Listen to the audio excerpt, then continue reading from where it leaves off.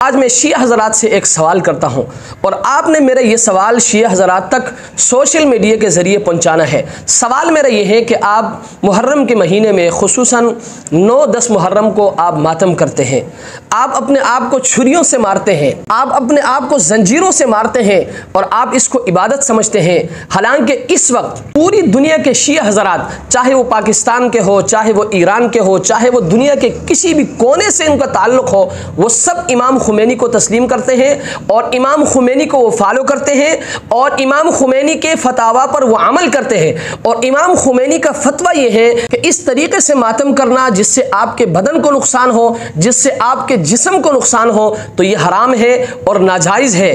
अगर आप मेरी बात को तस्लीम नहीं करते हैं और यकीनन नहीं करेंगे तो सोशल मीडिया का ज़माना है, आप सोशल मीडिया में जाएं, गूगल में जाकर आपने सर्च करना है कि इमाम खुमैनी ऑन मातम फतवा, तो सब कुछ आपके सामने आएगा।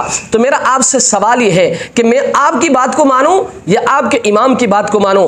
अगर मैं आपकी बात को मानता हूं, इसका मतलब यह हुआ कि आपके इमाम का फतवा दुरुस्त नहीं है। अगर मैं आपके इमाम की बात को तस्लीम करता हूं कि मातम करना, अपने आप को छुरियों से मारना, अपने आप को जंजीरों से मारना, ये नाजायज़ है, ये हराम है, ये दुरुस्त नहीं है, तो आप मुझे गालियां देते हैं, आप मुझे बुरा भला कहते हैं। तो मैं आज सवाल आप पर छोड़ता हूं और मैं आपके जवाब का मुंतज़िर रहूंगा कि मातम करना आपके इमाम के मुताबिक जायज़ नहीं है, दुरुस्त नहीं है, हराम है। आप मातम भी करते हैं, आप छुरियों से अपने आप को मारते हैं, आप जंजीरों से अपने आप को मारते हैं, आप दुरुस्त करते हैं या आपके इमाम का फतवा दुरुस्त है? तो मैं आपके इस जवाब का मुंतज़िर रहूंगा। वस्सलामु अलैकुम व रहमतुल्लाहि व बरकातुहू।